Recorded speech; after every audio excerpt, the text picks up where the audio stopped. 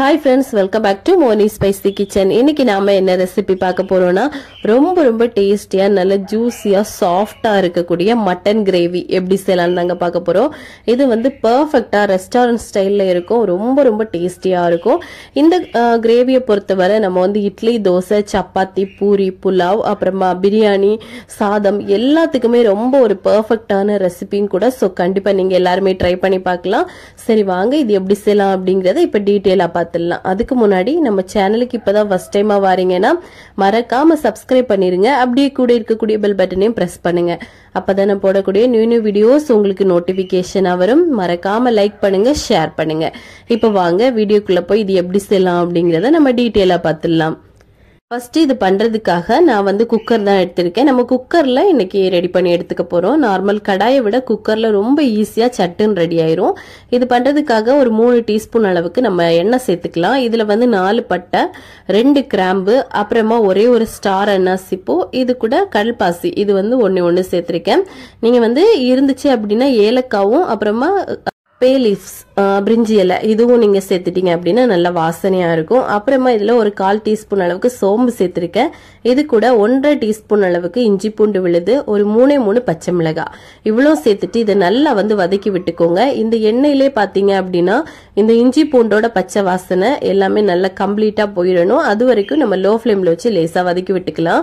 இப்ப இது கொஞ்சம் வதங்கினதுமே இதுல 2 பெரிய வெங்காயத்தை நீல வாக்குல சின்னதா ஸ்லைசஸா கட் பண்ணி வச்சிருக்கேன். இதை வந்து நம்ம இது கூட சேர்த்துட்டு நல்லா மிக்ஸ் பண்ணி கொடுங்க. இந்த வெங்காயம் பாத்தீங்க அப்படின்னா கண்ணாடி பக்குவம் வரணும். அது வரைக்கும் நம்ம நல்லா வந்து கலந்து கொடுத்துக்கலாம். இப்ப இதை நல்லா மிக்ஸ் பண்ணி கொடுங்க. ஓரளவுக்கு நல்லா வெந்ததுக்கு அப்புறமா நம்ம இதுல தக்காளி சேர்க்க போறோம். இது வந்து ரொம்ப வேகணும் அப்படின்னு அவசியம் இல்லை. ஏன் அப்படின்னா நம்ம குக்கர்ல வேக வைக்கும் போது நல்லா மேஷ் ஆகி வெந்துடும். இப்ப பாருங்க கொஞ்சம் வந்ததுமே நம்ம இதுல 2 பழுத்த மீடியம் சைஸ் தக்காளி, இதையும் நீல வாக்குல சின்னதா கட் பண்ணிருக்கேன், இதையும் சேர்த்துக்கலாம். அப்புறமா ஒரு கைப்பிடி அளவுக்கு கொத்தமல்லி தழை, இதையும் நல்லா ஃப்ரெஷ்ஷா கழுவிட்டு கட் பண்ணி சேர்த்திருக்கேன். இப்ப இவ்வளவு சேர்த்துட்டு நல்லா இதை வந்து மிக்ஸ் பண்ணி கொடுங்க. இப்ப இந்த தக்காளி வெங்காயம் எல்லாமே பாத்தீங்க அப்படின்னா கொஞ்சம் வேகட்டும். அதுக்காக ரொம்ப வேகணும்னு அவசியம் இல்லை, கொஞ்சம் வெந்து வரட்டும். நம்ம லேசா இந்த மாதிரி கிளறி மட்டும் கொடுத்துக்கலாம். இப்ப பாத்தீங்கன்னா கொஞ்சம் வெந்துருச்சு.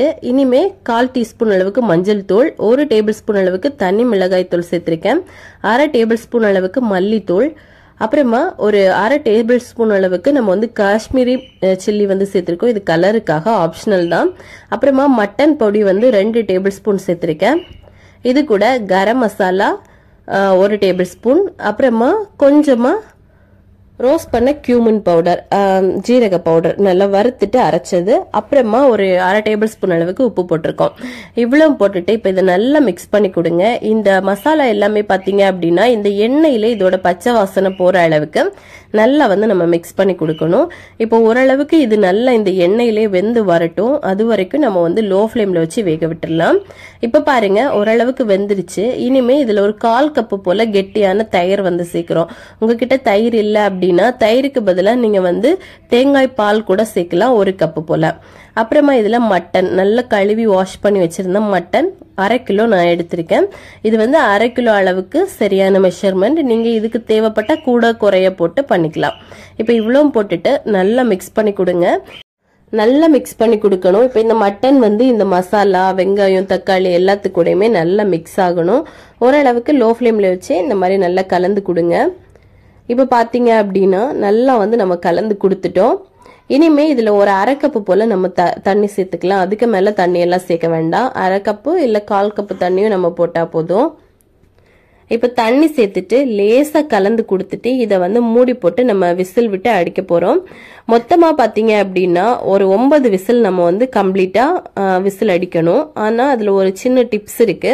ஃபர்ஸ்ட் மூடி போட்டுட்டு விசில் போட்டுட்டு ஒரு 5 விசிலுக்கு நீங்க லோ ஃபிளேம்ல வச்சு வேக விடுங்க. 5 விசில் வந்ததுக்கு அப்புறமா நம்ம விசில ஃபுல்லாவே ரிமூவ் பண்ணி எடுத்துட்டு நம்ம இதை ஓபன் பண்ணிடணும். அதுக்கப்புறமா மறுபடிக்கும் நம்ம ஒரு 4 விசிலுக்கு அடிக்க விடணும். இந்த மாதிரி பண்ணோம் அப்படின்னா தான் இது ரெஸ்டாரண்ட் ஸ்டைல்ல நல்ல ஜூஸியா வெந்து கிடைக்கும். இப்ப நம்ம 5 விசில் விட்டுட்டு நம்ம ஓபன் பண்ணிடலாம். பாருங்க இப்ப ரொம்ப வெந்திருக்காது, ஒரு கால்வாசி தான் இந்த மட்டன் வெந்து வந்திருக்கும். இப்ப மறுபடிக்கும் நம்ம இதை இந்த மாதிரி நல்லா மிக்ஸ் பண்ணி கொடுத்துட்டு உப்பெல்லாம் செக் பண்ணி பார்த்துட்டு அதுக்கப்புறமா மூடி போட்டுட்டு நம்ம வேக வைக்கணும். இதுல இனிமே தண்ணியோ தேங்காய் பாலோ எதுவுமே நம்ம சேர்க்க கூடாது. இது அப்படியே மூடி வச்சுட்டு நம்ம இன்னொரு 4 விசில் அடிக்க விடணும். இப்ப 4 விசில் அடிச்சதுக்கு அப்புறமா கம்ப்ளீட்டா ஏர் எல்லாம் போனதுக்கு அப்புறம் நம்ம ஓபன் பண்ணி பார்க்கணும். ஒரு அரை மணி நேரம் அப்படியே விசில் எல்லாம் அடிச்சதுக்கு அப்புறமா ஓபன்லயே விட்டுருங்க. இப்போ ஓபன் பண்ணி பார்த்தோம் அப்படின்னா நல்ல ஜூஸியா நல்ல சாஃப்டா வெந்து வந்திருக்கும். பாருங்க எப்படி இருக்குன்னு. இது ரொம்ப அடிப்பிடிக்கவும் பண்ணாது. நம்ம நார்மலா வீட்டுல எப்படி நம்ம மட்டன் கறி வைப்போமோ அதை விட ஒரு டிஃப்ரெண்டான டேஸ்ட்ல நல்ல சூப்பரா இருக்கும். ஸோ கண்டிப்பா நீங்க எல்லாருமே இதை ட்ரை பண்ணி பார்க்கலாம். இப்ப பாருங்க எவ்வளவு சாஃப்டா அந்த கிரேவி எல்லாம் எப்படி இருக்குன்னு.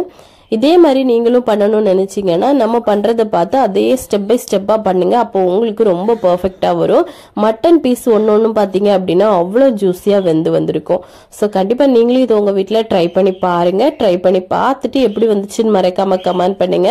இதே மாதிரி இன்னும் நிறைய ரெசிபிஸ் வேணும்னு நினைச்சீங்கன்னா மோனி ஸ்பைசி கிச்சன் சேனலை சப்ஸ்கிரைப் பண்ணுங்க, லைக் பண்ணுங்க, ஷேர் பண்ணுங்க. தேங்க்யூ.